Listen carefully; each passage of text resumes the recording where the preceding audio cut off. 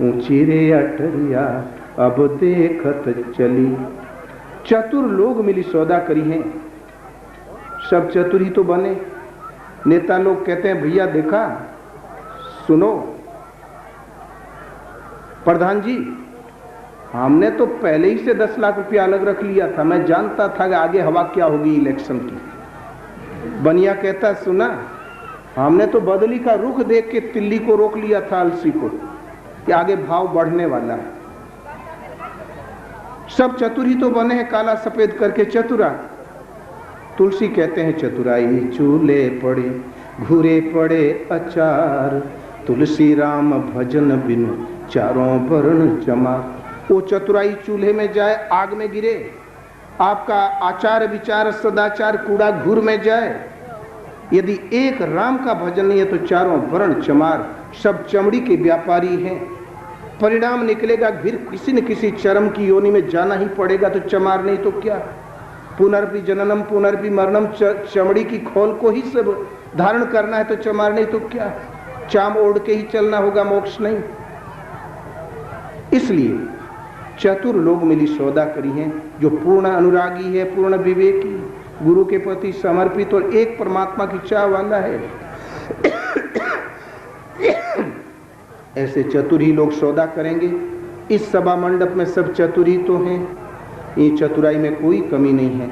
जहाँ हमने सामियाना देखा, जहाँ अंदर की सजावट देखी, लोगों की श्रद्धा और भाव का वेग देखा, हमें लगता है किसी में कोई कमी नहीं है। थोड़ी सी कमी है साहस की। इंद्रिय प्रमथन स्वभाव वाली है, ये दुर्जय है। साहस बटोरने की जरूरत है और किसी की जरूरत नहीं है, तो बेड़ा पार होगा। आगे कहो तो और बतावें। एक भक्त हुआ है, एक इंग्लैंड में, यूरोप में एक हुआ नेपोलियन बोनापार्ट। बहुत सी लड़ाई लड़ी, पूरे यूरोप को रौंद दिया उसने, लेकिन उसने कहा असंभव शब्द शब्दकोश से हटा दो। असंभव कुछ नहीं, मेरी तलवार में सब संभव। लेकिन भला साधारण जीव ही तो ठहरा प्रकृति का। एक दिन रूस के सिपाही उसका पीछा कर रहे थे, अंगरक्षक उसके छूट गए। अकेला नेपोलियन भाग रहा था और 3 सिपाही पीछा कर रहे थे शस्त्र लेके। वो बुरी बेतहासा भागते हुए एक दर्जी की दुकान पर पहुंचा। एक बुढ़ा दर्जी सिल रहा था।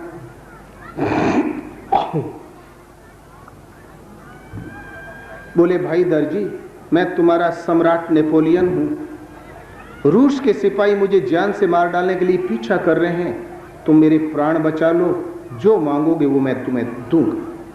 दर्जी ने एक निगाह उसकी ओर देखा और इशारा किया, आओ पीछे पीछे आओ। अंदर एक सीलन भरी कोठड़ी, उसमें एक खटिया पड़ी हुई थी टूटी हुई, उस पे एक फटी कथरी पड़ी थी। कथरी उठाया और इशारा किया, लेट जाओ। लेट गया, ऊपर कथरी ओढ़ा दिया और कोने में जो कतरन का ढेर लगा हुआ था, सारा ढेर लाकर उसके ऊपर डाल दिया और आके सिलने लगा। इतने में वो सिपाही पहुंचे। बोले क्यों, तुमने किसी योद्धा को इधर भागते देखा, नेपोलियन सम्राट को देखा? दर्जी ने सिर हिला दिया, बोले नहीं। इतने में निकाला एक हाथ लंबा छुरा। बोले साले, मारेंगे तो इस पार से उस पार हो जाएगा, और कहीं इस क्षेत्र में छिपने की जगह ही नहीं। बोल कहां छिपाया? एक सिपाही तो धमका रहा था, एक सिपाही बाहर ढूंढ रहा था और दूसरा सिपाही चला गया। सिपाही में योद्धा था बड़ा। अंदर कतरण को देखते उसे संदेह हुआ, ताजा उलट पुलट था ना। उस कतरण में 25 वार किया छुरा का उसने, सटाक सटाक सटाक। एक छुरा कथरी छेद के नेपोलियन के सीने से छू गया। थोड़ा प्रेशर और होता तो खून से लथपथ निकलता, और आश्वस्त होकर तीनों सिपाही चले गए। अब नेपोलियन बाहर निकला। बोले क्यों, वो चले गए? बोले हाँ चले गए। इतने में नेपोलियन के अंगरक्षक भी दौड़ते हुए चले आए। बोले भाई दर्जी, तुमने अपने सम्राट के प्राण बचाए, इसलिए तुम 3 वरदान मुझसे मांगो, जो चाहो मांग लो, फिर जीवन में न तो कमाना पड़े न कभी मांगना पड़े। तो दर्जी बोला, जिस कोठड़ी में आपके प्राणों की रक्षा हुई वो बरसात में चूहा करती होकर मरम्मत हो जाए। तो नेपोलियन ने सोचा किसी पागल से भेंट हो गई क्या। बोले अरे भाई अभी तुमने कुछ भी नहीं मांगा, तुम एक सम्राट से मांग रहे हो, तुम जो चाहो तो मांग लो इस दुनिया में, हमारे राष्ट्र का। नेपोलियन बहुत उदार, वो राज कह देता तो राज सौंप देता। तो अब तुम्हारे पास केवल 2 चांस है, एक बार और मांगो, अब मत चूकना। तो बोले आजकल हमारी औरत जो है उसके बाल झड़ रहे हैं, तो बढ़िया बालदार टोपी मिल जाती, थोड़ी सुघड़ लगत। नेपोलियन सोचा किसी पागल से भेंट हो गई क्या। बोले भाई तुमने 2 चांस खो दिए, एक चांस और है, अब जी भर के मांग लो, कुछ मुझसे मांगो, राजा से मांगो। तो दर्जी मुस्कुराया, तुम महल मांग लो हमसे, गांव मांग लो, स्टेट मांग लो, मांगो जी भर के। तो दर्जी बड़ा संतोषी था, मुस्कुराया, बोले जब छुरा आपकी छाती से छू गया था उस टाइम कैसा लगा आपको मन में। तीसरा वरदान उसने मांगा कि जब छुरा छाती से छू गया तो कैसा लगा। नेपोलियन एकदम क्रोध में आ गया, बोले कि सम्राट के हृदय का मन का हाल जानना चाहता है, इतनी बड़ी गुस्ताखी। सिपाहियों पेट से बांध के सुबह 7 बजे शूट कर देना इसको। सिपाहियों ने लपक के पकड़ा, घसीट के ले जा रहे थे। बोले भाई हमें कुछ मत दो, हमने कोई पाप नहीं किया, हमने प्राण बचाए हैं, हमें हमारे प्राण छोड़ दो, कौन सुनने वाला है। घसीट के ले गए, पेड़ में बांध दिया। सुबह रात भर बेचारा दिन गिन रहा था, अपने समय के मिनट गिन रहा था। बड़े सवेरे उसको छुरा लेके, छुरे के मारना था ना, खड़ा हुआ, बोले 1 2 और 3 में छुरा भौंकना ही था। दर्जी के तो श्वास ऊपर नीचे होने लगा। इतने में एक सफेद ध्वज लेके घोड़ा दिखाई पड़ा। 3 उसने बोला ही नहीं और तुरंत आया।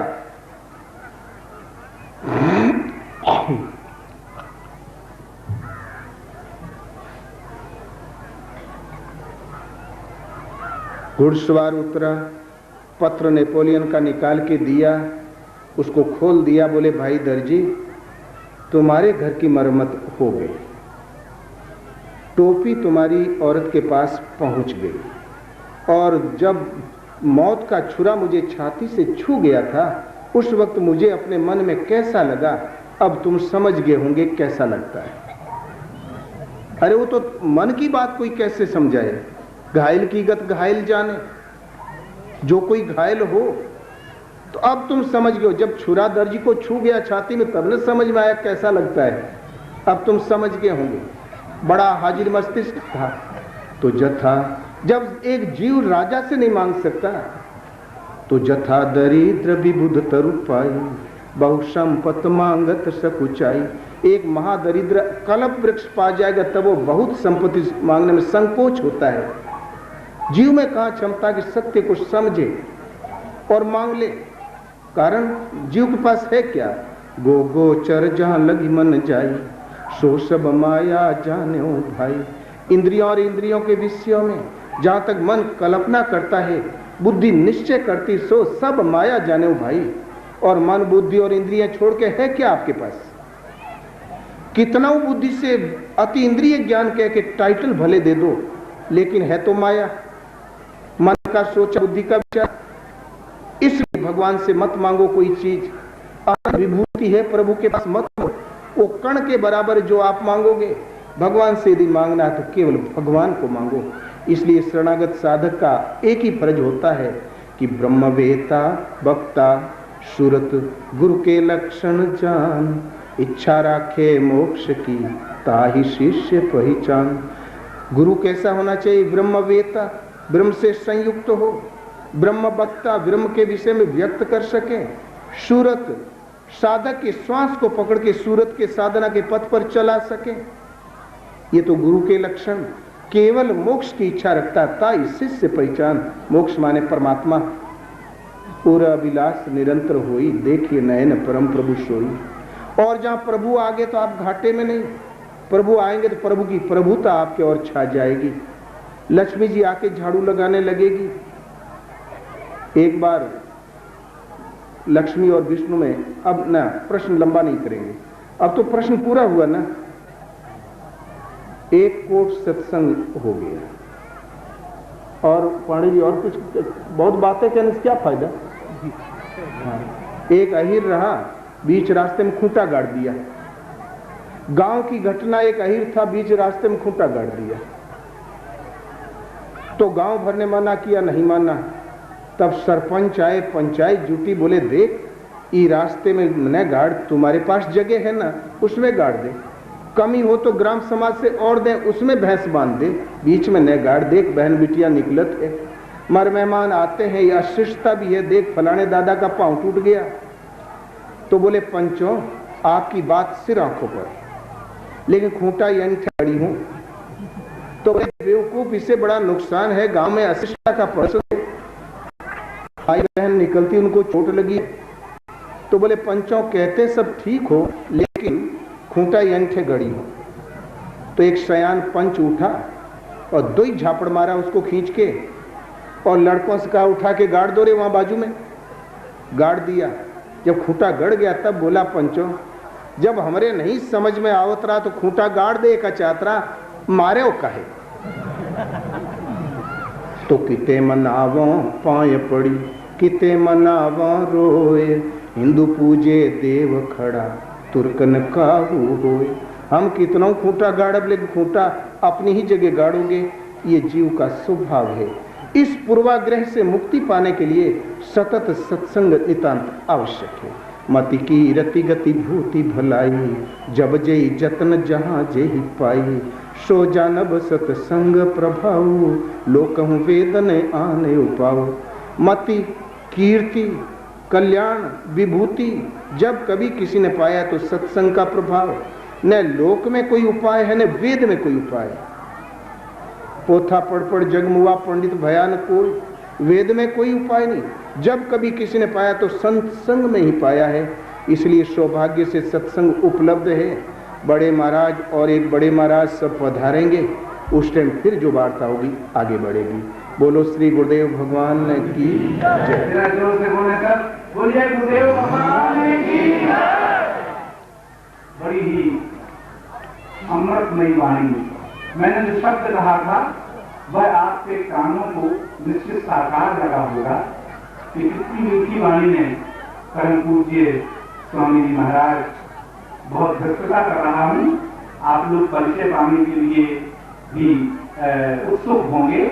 आप हैं अनंत श्री विभूषित पूज्य स्वामी जी महाराज, जिनको अर्गानंद जी महाराज के नाम से ही जानते हैं। ये धन्यता की मैंने नाम लेकर के, और आप जगतानंद में हैं। जगतानंद में भी परमहंस आश्रम है। उनकी आज अमृतमयी वाणी सुन करके हम अब आप सब कृतकृत्य हुए, धन्य हुए, और पुनः एक आकांक्षा जागी है मन के अंदर कि ऐसी शास्त्रीय वाणी जिसमें गीता, वेद, पुराण, रामचरितमानस, मीरा, ऐतिहासिक उदाहरण देकर के परम पूज्य स्वामी जी ने, और उस तात्विक धरातल पर ही लाकर के आप सबको उतारा, जहाँ से कि जीवन की श्वासा साथ देती है और भजन प्रारंभ हो जाता है। एक ऐसा अनूठा सत्संग आज इस दरबार में इस मंच से हुआ कि जिसे आप जीवन में याद रखेंगे। सांध्य वेला में आरती के पश्चात पुनः प्रवचन का प्रारंभ होगा। ये सब माता बैठे को बैठा, माता खवाओ तो पूड़ी खवाओ तो कौन। और हम जाते हैं अपने काम से महाराज के पास, और आप लोग जितने संत हैं सबको बुलाते रहो, मंच कभी खाली नहीं रहे। दुबे बाबा हैं, बुलाओ, बहुत अच्छे अच्छे महात्मा हैं।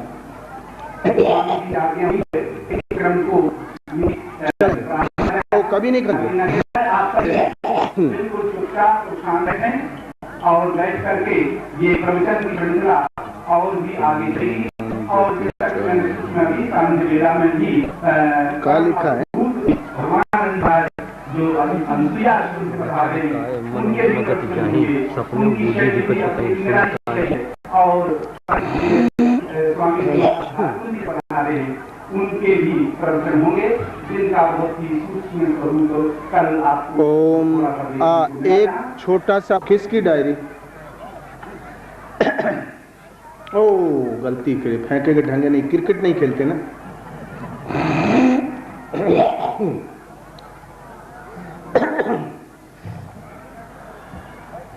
हनुमान सीता की खोज करके लौटा।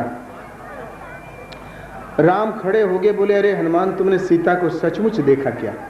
वो जिंदी है क्या? बोले हाँ भगवान जिंदी है, सचमुच देखा। तुम उनकी बताओ क्या हाल है?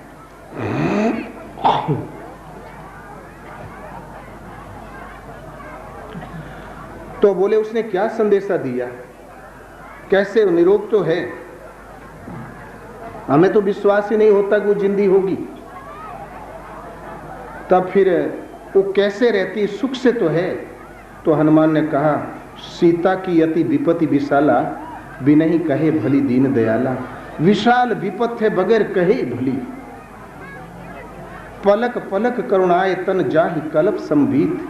वेग चलिए प्रभु आनिए भुजबल खल दल जीत। एक एक पल एक कल्प के समान बीतता है, इसे जल्दी चलिए, भुजाओं के बल से जीत के उसको मुक्त कीजिए। यहां हम बातों में समय नष्ट न करें, जितने हम पल यहां गमा दे इतने कल्प बीत जाएंगे सीता के हृदय पर, इसलिए जल्दी चलिए। विशाल विपत में सीता बोले और कुछ कहा, तो सीता ने एक संदेशा दिया है, मन क्रम वचन अनुरागी ना तो हो। मन क्रम और वचन से मैं चरणों की अनुरागिणी हूं, फिर कौन सा अपराध से मुझे ताज्ञा किए हैं? राम ने कहा अरे हनुमान तुम बिल्कुल गपोड़ा सुना रहे, तुम झूठ बोल। मन क्रम वचन मम गति जाही, सपने हूं विपत्ति की बूझिए ताही। मन क्रम वचन से जिसे मुझे गति है, सपने में भी उसका विपत्ति स्पर्श नहीं कर पाती। तो एक तरफ तो कहता मन क्रम वचन से अनुरागी है, दूसरी तरफ कहता विशाल विपत है, एक एक पल के समान बीतता है।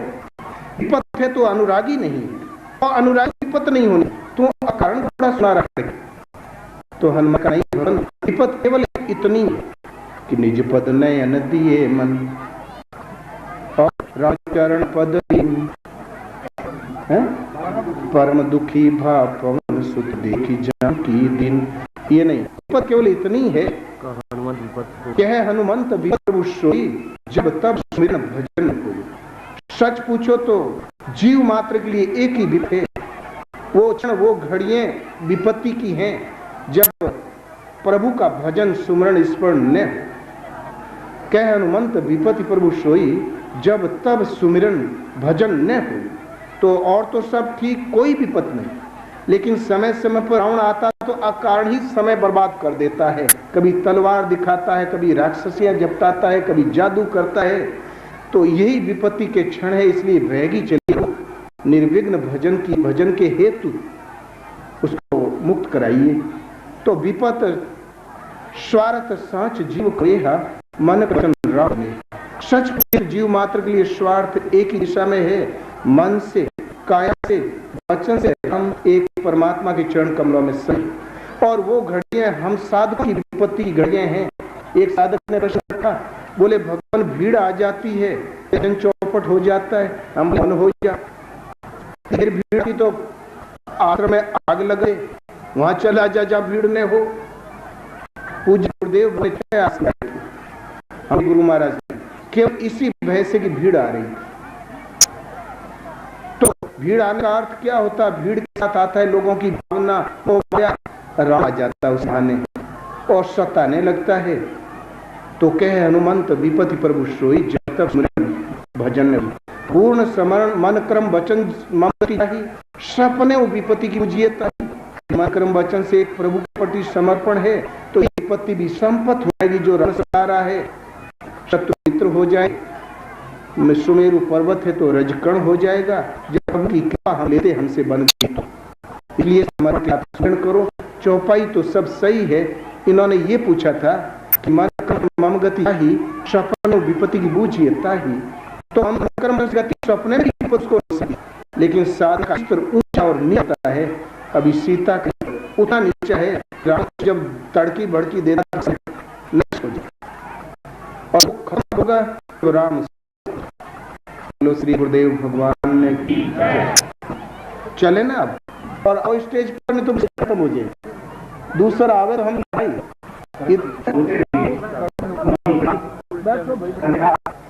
उनका आशीर्वाद अभी आपको मिला रहेगा। वे हमारे पूज्य रहे हैं।